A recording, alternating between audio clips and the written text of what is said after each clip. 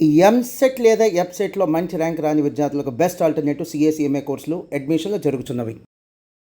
నమస్తే అమ్మగారు. నమస్తే జయ. అమ్మగారు, జీవితం అన్నాక కొంత ఆనందం, కొంత సంతోషం, కొన్ని బాధలు, కష్టం, సుఖం అన్నీ ఉంటాయి కదండి. చిక్కులు చికాకులు సహజం ప్రతి ఒక్కరికి. వీటిని ఎలా ఫేస్ చేయాలి? అలా చికాకుల్లో కానీ, చిక్కుల్లో కానీ, సమస్యల్లో కానీ ఉన్నప్పుడు మన ఆలోచన విధానం ఎలా ఉండాలి? ఆటుపోట్లు సహజం కదా జయ జీవితంలో. సముద్రం లాగానే ఏమిటో చాలా బాగున్నట్టే ఉంటాం, చిటుక్కుని ఏదో చిన్న జ్వరమో అనారోగ్యమో వస్తుంది. ఈ మధ్యకాలంలో మరీ చూస్తున్నాం. ఏమిటో అది పోయి పెద్ద జబ్బులోకి దారి తీసేస్తుంది.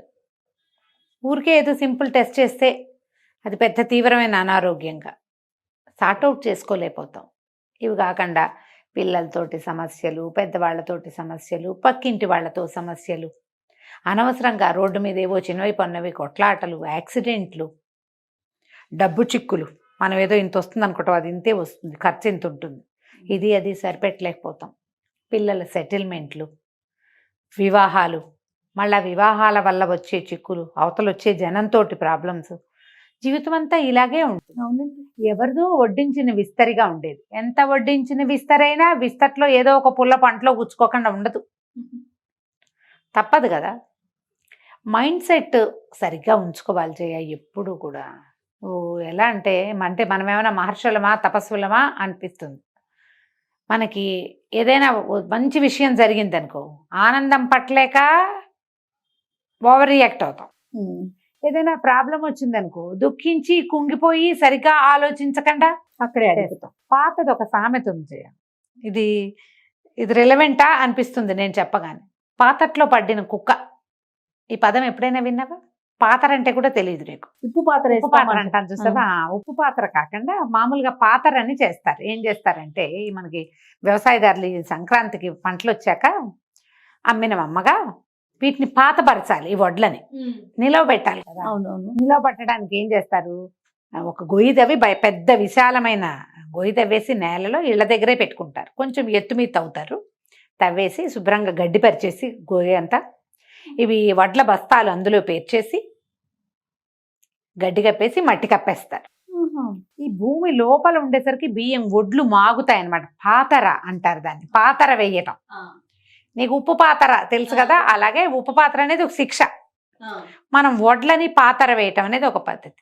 ఈ పాతరకి గోతులు దవ్వుతారా, అది ఎంత పెద్ద గొయ్యి ఉంటుంది, ఈ దారిపోయే కుక్కలు అందులో పడతాయి. ఓహో. ఈ పాతట్లో పడిన కుక్కని తీయటానికి అది తీయొచ్చిన వాళ్ళని కరుస్తుంది, కొట్టొచ్చిన వాడిని కరుస్తాను. అంతేగా. తీయొచ్చిన వాడు నీకు హెల్ప్ చేయడానికి వచ్చిన వాడు అయినా సరే అది ఊరుకోదు. కొడతాడు ఒకడు, దాని అది కుయ్యమర్రా అంటుంటే దాని మీద రాయేసి ఇంకా ఏడిపించాలని చూస్తారు కొంతమంది. వాళ్ళతోటి అలాగే రియాక్ట్ అవుతుంది, అది అరిచి కేక మీదకి వస్తుంది. అవును. తీయడానికి హెల్ప్ చేయడానికి వచ్చిన వాడిని అలాగే చేస్తుంది. మనం కష్టాలు ఇబ్బందుల్లో ఉన్నప్పుడు ఇట్లా బిహేవ్ చేస్తాం. ఎవరు మనకి హెల్ప్ చేయబోతున్నారో, ఎవరు మనని హేళన చేస్తున్నారో గ్రహించుకోలేం జయ. అది కుక్క కాబట్టి దానికి ఓకే. మనుషులకి మనం అట్లా ప్రవర్తించకూడదు కదా. దానికి జీవితేచ్ఛ తప్పిస్తే ఇంకేముండదు. మనకి జీవితేచ్ఛతో పాటు సమయస్ఫూర్తి, తెలివి, ఎన్నున్నాయి, విచక్షణ, ఇవన్నీ ఉండాలి కదా. ఏ సమస్యల్లో అయినా విచక్షణని కోల్పోకూడదు. దానికి కూల్ మైండ్ సెట్ కావాలి. అందరికీ ఎట్లా ఉంటుందండి అంటారు, ఉంచుకోవాలి, తప్పదు కదా. అందరికీ ఆకలి ఉంటుందా? ఉంటుంది. అందరికీ విచక్షణ ఉండాలి. దానిలాగానే ఇది కూడా. ఈ విచక్షణ లేకపోతే ఏం చేస్తాం మనము? మన ఏదైనా హేళన చేసిన వాళ్ళని, అవమానించే వాళ్ళని, ఇంకా కొంచెం గోతులోకి నెట్టే వాళ్ళతోటి ఎలా ప్రవర్తిస్తామో, మనకి చెయ్యందిస్తున్న వాళ్ళతోటి కూడా మనం అలాగే ప్రవర్తిస్తాం. ఆ విచక్షణ లేకపోతే అప్పుడు ఏమైంది? మన హెల్పింగ్ హ్యాండ్ దొరకలేదు. ఉక్రోషము, కోపము, దుఃఖము, భయము, ఆందోళన ఇలాంటి భావాల్లోకి వెళ్ళినప్పుడు మనసుకి సంయమనం ఉండదు, బుద్ధికి విచక్షణ ఉండదు, మేధకి ఆలోచన రాదు. సహజం ఇది. కొంత సమయం గడిచాక దాంట్లోంచి మనం బయటకి అడుగు పెడితే అప్పుడు విచక్షణ వస్తుంది, సంయమనం వస్తుంది, ఆలోచన అదే వస్తుంది. అంతే. ఏదైనా ఉద్విగ్నంగా ఉన్నప్పుడు యాక్ట్ చేయొద్దు. అంతే. ఇది బేసిక్ రూల్. విఘ్న క్షణాల్లో మనం యాక్ట్ చేసామంటే అది తప్పైపోయే ప్రమాదం చాలా ఎక్కువగా ఉంటుంది. అవును. అసలు దానికి లోన్ కాకుండా ఉండాలి. దీనికి ప్రాక్టీస్ కావాలి. ప్రతిసారి మనం ఏం దుఃఖాన్ని తెచ్చుకుంటాం ప్రాక్టీస్ చేయటానికి అంటే కూల్ మైండ్ సెట్ అనేది మన బై ప్రాక్టీసే వస్తుంది. మన పద్ధతిగా ఉంచుకోవాలి. మరణాలు చూసేస్తాను జయ ఇళ్లలో, సడన్ డెత్, దాంతోపాటు సడన్ డయాగ్నైజేషన్. ఒకసారి శుభ్రంగా ఉన్నట్టారు, బాగున్నట్టే ఉంటారు, ఏదో టెస్ట్ అయిపోతే మీకు క్యాన్సర్ ఉంది పొట్టలో, ఇలాంటివి బయటపడతాయి. వాళ్ళు హ్యాండిల్ చేయలేరు, పక్క వాళ్ళు హ్యాండిల్ చేయలేరు, వాళ్ళు వెళ్ళిపోతారు త్వరలోనే. కొన్ని క్యాన్సర్లు అసలు టైం ఇవ్వటల్లా ఇప్పుడు. అవును. 2-3 నెలల్లోనే ఏమిటో కొలాప్స్ అయిపోతుంది, మొత్తం అంతా అయిపోతుంది.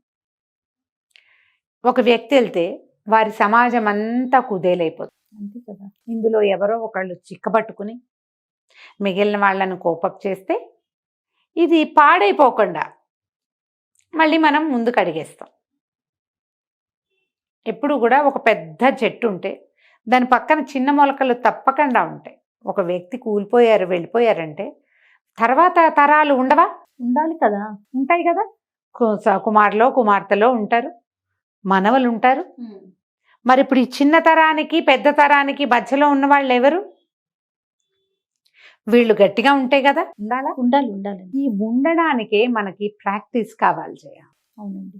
రెడీ అవ్వాలి, ధైర్యంగా ఉండాలి. ఏ సమస్యనైనా చూద్దాం మనం హ్యాండిల్ చేయగలము అనే ఆలోచన విధానం ఉండాలి. ఇప్పుడు ఇదివరకట్లాగా మనకి కుటుంబ సమాజాలు పెద్దవి కాదు, చాలా చిన్న సమాజాలు. ఎవరైనా చనిపోతే సాయంత్రానికి ఎవరు ఉండట్లా అక్కడ. లేదండి. సహాయాలు లేరు, పెద్దవాళ్ళు వచ్చి ఉండేవాళ్ళు లేరు. ఎవరో ఒక పెద్ద మనిషి వచ్చి మనతో పాటు 10 రోజులు ఉంటే బాగుండనిపించే పరిస్థితికి వచ్చేసాం మనం. ఎందుకంటే ఎవరు లేరు మనకి. మన తాతలకే అన్నదమ్ములు తగ్గిపోయారు, నాన్నలకు అన్నదమ్ములు లేరు, మనకి ఉండరు, ఇంకా మనుషులు ఉండరు కదా. మరి ఇప్పుడు నువ్వు ఏం చేయాలి? దానికి నీ చుట్టూతా ఉన్న సమాజంతో నువ్వు బాగుండాలి కదా. ఖచ్చితంగా. ఒక మన కజిన్స్, మన ఓన్ పీపుల్ తక్కువ ఉన్నారు, మనతో ఉన్న ఫ్రెండ్స్, కొలీగ్స్, చుట్టుపక్కల ఇళ్ళ వాళ్ళు స్నేహము అవి ఉండాలి కదా జయ. ఎంతసేపు తూతూ మేమే అనుకుంటే ఎట్లా కుదురుతుంది? నువ్వు చిన్న విషయాలకే తగాదాలు పడి ప్రతిదానికి నువ్వంటే నువ్వని, అలాగెందుకున్నావు, ఇలా ఎందుకున్నావు, నువ్వు అలా చేసావు, నువ్వు ఇలా చేసావని ప్రతి వాళ్ళని దూరం చేసేసుకుంటావు. అవును కదా. నీకు మనుషులు ఎలా ఉంటారు కదా. నీకు మనుషులు లేకపోతే, ఎవరు లేకపోతే, నీ సమాజం సరైంది కాకపోతే నీకు సహాయం ఎలా లభిస్తుంది? నీకు చేతి పనే కాదు జయ, ఎక్కడికైనా వెళ్ళటానికి తోడు, నీకు ఏదైనా అవసరమైతే ఒక వస్తువు ఇవ్వటానికే కాదు, నువ్వు కష్టంలో ఉన్నప్పుడు నీకు మారల్ సపోర్ట్. నేను అదే అనుకుంటున్నా. ఇప్పుడు ఇవాళ ఎట్లా ఉంటుంది రమ్మగారి, రోజు ఎలా ఉంది? ఈ క్షణమే అసలుకి అది మనం చాలా వింటా ఉంటాం కదా, బాగా అర్థమవుతుంది అనమాట. మరుక్షణం మనది కానే కాదు. నువ్వు ఎంతసేపు అవతల వాళ్ళలో తప్పులు అనటం, వీళ్ళేంటో ఇలా ఉన్నారు, మేమైతే ఇలా కాదంట, నేను సూపర్ అంటాం, నాకు ఎంత బాగా వచ్చో అంటాం, నాకు తెలిసినంత ఎవరికీ తెలియదు అంటాం. కానీ కష్టము, నిష్ఠూరము, ఇబ్బంది, చిక్కు, చింత వచ్చినప్పుడు నువ్వు ఒంటరివైపోతావు. నీకు మనుషులు కావాలి. ఈ మనుషుల్ని చెడగొట్టుకోవద్దు. మనం మనసుకి సంయమనమో లేకపోతే విచక్షణో కావాలంటే మనం సజావైన ప్రవర్తన కలిగి ఉండాలిగా. ఖచ్చితంగా. నీకు అన్నీ బాగున్నప్పుడు నీ ఇష్టారాజ్యంగా ఉండి నాకు కష్టం వచ్చినప్పుడు అయ్యో లక్ష్మణ నన్ను ఎవడు చూడలేదని నువ్వు ఎలా అనగలుగుతావు? అసలు ఎవరు రారు, చూడరు. అప్పుడు చూడరు. నువ్వు ఏ కష్టంలో నుంచైనా బయటపడటం కష్టం. అప్పుడు దానికి ఎప్పుడు కూడా సమాజాన్ని సరిగ్గా ఉంచుకోవాలి. ఇందులో ఫ్యామిలీస్, మనం ఉండే చోట్లు, విసినిటీ, మనం ఎక్కడుంటామో అక్కడ, తర్వాత మనం ఎక్కడ పని చేస్తామో అది, ఈ 3 ప్రాంతాలని నువ్వు సరిగ్గా ఉంచుకోవాలి. మా వాళ్ళు ఉన్నారనుకుంటావు, నీకు ఇక్కడ ఏదైనా ప్రాబ్లం వస్తే మీ వాళ్ళు వచ్చే లోపల నీ చుట్టుపక్కల ఉన్న వాళ్ళే కదా నీకు దిక్కు. మరి అవునా? ఒంటరి బతుకులు కదా రమ్మగారు ఇక్కడ. మనకి ఎవరికైనా కూడా, ఎవరైనా పల్లెల నుంచి పట్టణాలకు వచ్చేస్తున్నాం, ఎవరికి వాళ్ళం సింగిల్ ఫ్యామిలీస్ అయిపోవట్లేదు. అవును. మరి దానికి నువ్వు ఎదురింటి వాళ్ళతో గొడవ, పక్కింటి వాళ్ళతో గొడవ, పై ఇంటి వాళ్ళతో పోట్లాట ఎలాగా కదా. ఏముంది, ఎంతసేపు తప్పులు ఎంచుతారు రమ్మగారు. అదే మేమైతే ఇలా చేయం, మా పిల్లలైతే ఇలా చేయరు, మా ఇంట్లో అయితే ఇలా చేయదు, మమ్మల్ని బాగా పెంచారు. రేపు మన పిల్లలు పెద్ద అయితే కదా మనకు తెలిసేది. ఇప్పుడు ప్రధానమైనది ఏంటంటే నువ్వు ఏదైనా సరే మన జీవిత గమనంలో నిన్న మనకి తప్పుగా తోచింది ఇవాళ మనకి రైట్గా తోస్తుంది. కరెక్ట్ రాముగారు. రేపు అదే మన అలవాటు కూడా అవ్వచ్చు. చెప్పలేం మనం. అవునండి.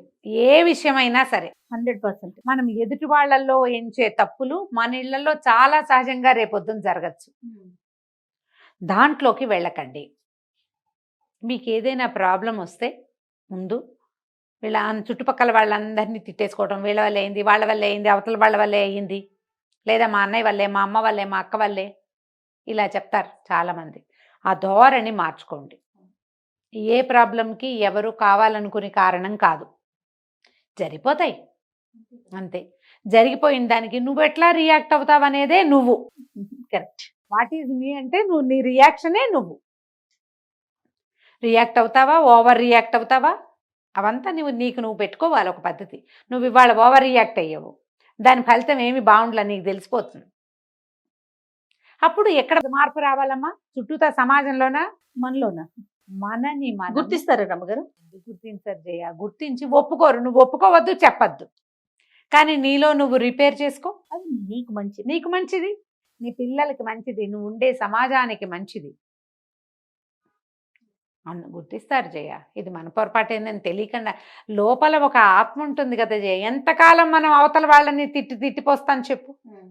మొగుళ్ళు పెళ్ళాలి ఒకళ్ళనొకళ్ళు తిట్టుకుంటారు, నీ వల్లే మీ అమ్మాల చేసి మీ నాన్నలే చేసి. లోపల తెలుసు మనకి, అంతేగా. చుట్టాల పక్కాలలో తెలుసు, ఫ్రెండ్స్లో తెలుస్తుంది. ఎవరో ఒకళ్ళు చెప్తారు నీదే మిస్టేక్ అని. అడ్మిట్ చేసావా, చేసినట్టు చేస్తే నీకు మంచిది. అదే చేసి పోనీ నువ్వు ఒప్పుకోకు, నేనేం అంటలా దాని మీద, నువ్వేం ఒప్పుకోవద్దు. నిన్ను నువ్వు రిపేర్ చేసుకో. నెక్స్ట్ టైం ఇట్లా ఓవర్ రియాక్ట్ అవ్వకు. అంతేగా. నీకు మంచిది కదా, సమాజాన్ని చెడగొట్టుకోకూడదు కదా. ఇలాంటి ఆలోచన విధానాన్ని గనక పెట్టుకున్నామంటే మనం అంత ఒంటరిగా ఉండం చేయాలి, అంత లోన్లీ అయిపోము. ఎంతో కొంత మనతో ప్రపంచం నడుస్తుంది. అలాంటప్పుడే మనకి చిక్కులో, చికాకులో, చింతలో వచ్చినప్పుడు మనం తేలిగ్గా దాంట్లో నుంచి బయటపడగలుగుతాం. ఏదైనా ఒక కష్టం వస్తే ఆ కష్టంలోనే ఉంటుందా? కాదే. అంతేగా. రాత్రి వెళ్ళిపోయిన సూర్యుడు తెల్లారేసరికి ద్విగుణీకృత ఉత్సాహంతో వచ్చేస్తాడు సూర్యుడు. మరి ఏం నేర్చుకుంటున్నాం మనం వాటి నుంచి? ఏ చిక్కైనా ఏ చింతైనా ఎల్లకాలం కూర్చోదు. కాలగతిని మాసిపోయేవి కొన్ని, కాలక్రమాన పోతాయి కదా క్రమంగా. రోజులు మారేసరికి ఏముంది, ఇవాళ పోతే రేపటికి 2. మన వాళ్ళు అదే కదా చెప్తారు. రోజులు గడిచే కొందుకి రకరకాలు వస్తాయి. చెట్లు కూడా అన్ని ఆకులు రాల్చేసి చిగురిస్తాయమ్మా. ప్రకృతిని చూసి తెలుసుకోవాలి, నేర్చుకోవాలి. ముందు మీరు ప్రతిదానికి ఎగిరిపోకుండా స్థిమితంగా ఉండటాన్ని ప్రాక్టీస్ చేయండి. చాలా మంచి విషయం రమ్మగారు. నమస్తే. నమస్తే.